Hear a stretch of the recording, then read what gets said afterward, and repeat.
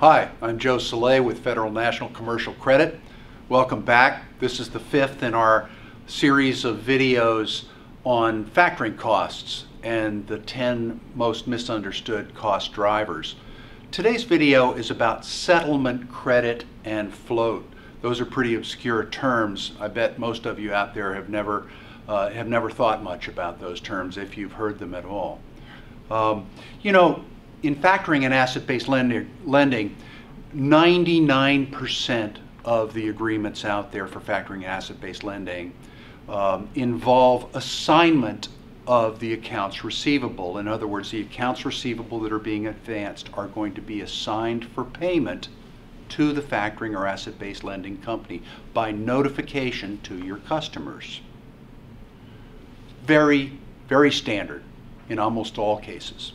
Most of the time, most business owners out there that have worked hard to establish their business and win their customers are most concerned about having the factor or asset-based lending company contact their customer.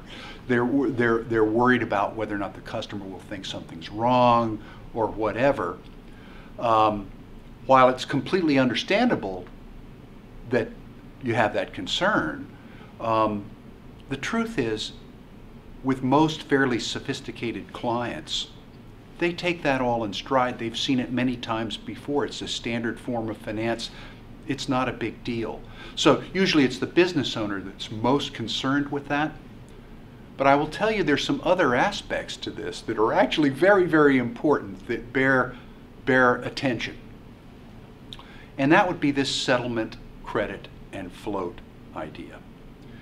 Because all of these accounts receivable are assigned into the factoring company or asset-based lender's lockbox, that finance company has to do a reconcilement process.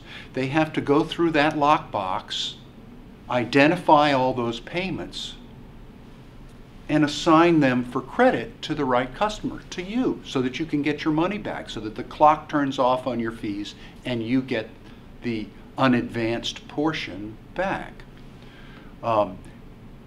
It's going to be important the schedule on which they do those reconcilements. With respect to settlement scheduling, some finance companies reconcile every day.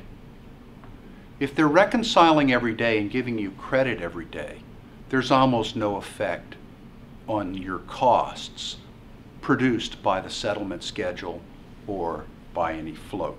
So if they're doing it every day, you don't have much to worry about. However, some factoring and asset-based lenders only reconcile every week, some every 2 weeks, maybe some every month. And some factoring companies or asset-based lenders view this as a negotiating point. They will do it on whatever schedule they seem to be able to negotiate with the customer.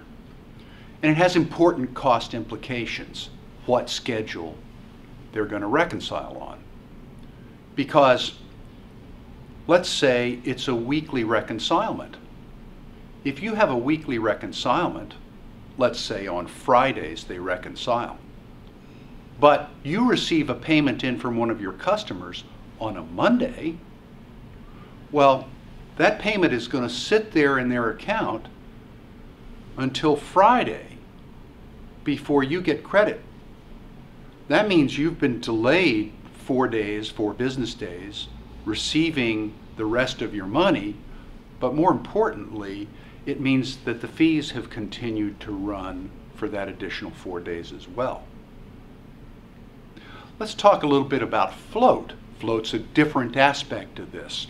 In most factoring and asset-based lending relationships, there is the concept of float days in the agreement. It's very standard.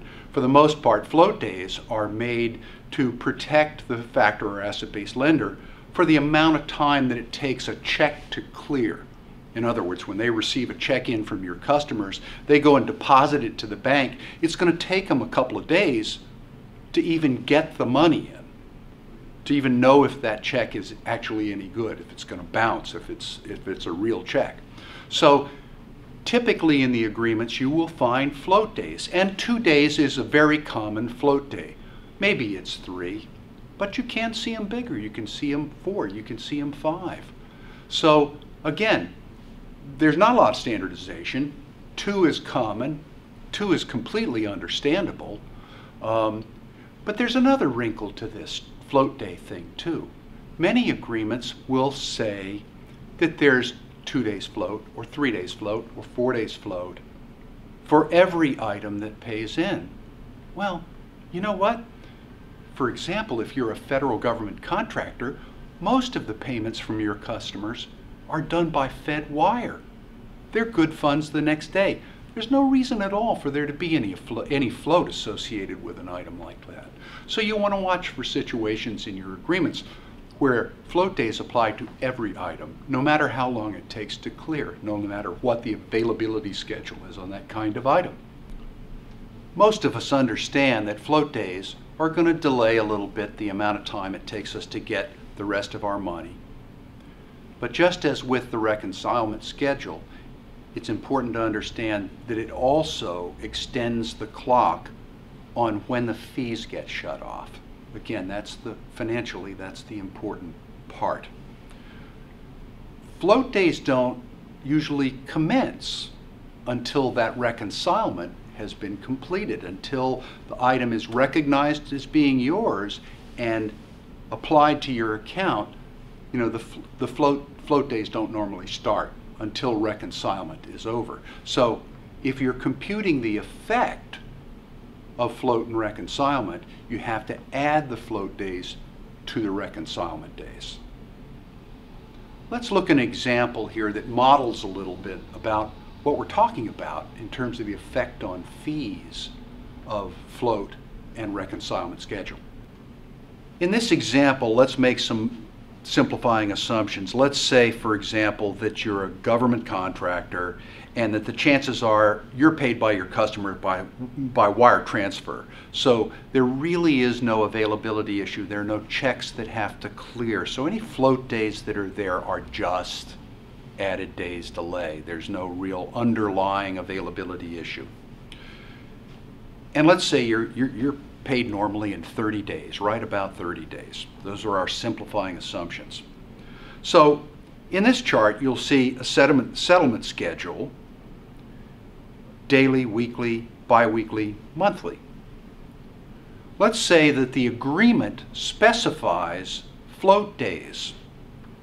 For the company that's proposing daily reconcilement, they specify a 1-day float day for a federal wire transfer that is normally what you get. But in the other 3 proposals, the document basically states that there's 2 days float for every item. Doesn't matter what kind of item it is. So in this case, there's 2 days float in the weekly, bi-weekly, and monthly column. So then we're going to compute the number of days that the float and reconcilement schedule add on average to the amount of time it takes you to get credit, to get your money. In the first example, the daily reconcilement, there are really no added days in your turn. You're going to get paid in the same amount as you would under the best of other proposals because every finance company is going to add that 1 day of float. It just takes a day to recognize a payment and post it to your account and return all the money. So there's zero effect if there's a daily reconcilement and 1 day float. If you move to the next column, the next provider is proposing weekly reconcilement. So what that means is you have 7 days in the week. Remember, you get charged fees on weekends, even though nothing gets processed. You do get accrued fees for the weekend. So we're talking about a 7-day week. And on average, if they're reconciling only once a week, on average, that means that there are 3.5 days added to your turn by that weekly reconcilement. So there's 3.5 days that comes from the weekly reconcilement. Then we have another 2 days from the float, right?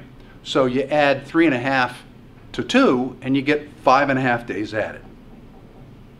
If you then take 5.5 days and divide that by the normal 30-day turn, you see that the weekly reconcilement and the float days have increased your costs by 18%. It's a fairly big number.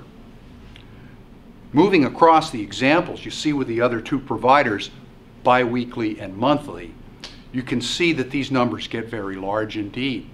And this is completely hidden to you. If you don't get in there in the agreement and read and find out exactly what that settlement schedule is, then you really have no idea where this is going to be. Now, I will say that it is unusual for someone to have a monthly reconcilement or a biweekly reconcilement. I have seen it, but it is unusual.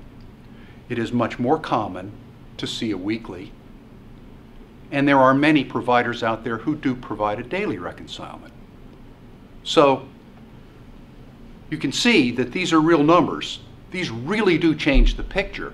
And when you're comparing one proposal to another proposal, you need to know this information about settlement schedule and float days for you to be able to compare two sets of prices, because it can completely change the picture. Just as an aside, you will recall in 2 videos ago, we talked about a periodic fee structure, where the fees work on a 15-day schedule or a 30-day schedule. And it is the case that when you combine the effects on cost of a periodic fee schedule with an extended reconcilement period, computing what the effective rates are going to be for your business gets very complicated indeed. You'll need some professional financial assistance with that, I would guess. As a general rule, you need to look into the agreements for what the terms are going to be for float days and reconcilement period. These are almost never specified in a proposal. Proposals are summaries of what's going on, and these are details, but they're details that can really influence the cost. So you really do need to get a sample of the agreement and specifically look for these things. If they are not in the agreement, you need to ask for them in writing. These are very important details. Get some help from your trusted advisors, as always. Bankers, lawyers, accountants, they're going to be able to help you sort through these things. Thank you very much. I'm Joe Soleil with Federal National Commercial Credit. We'll see you next time.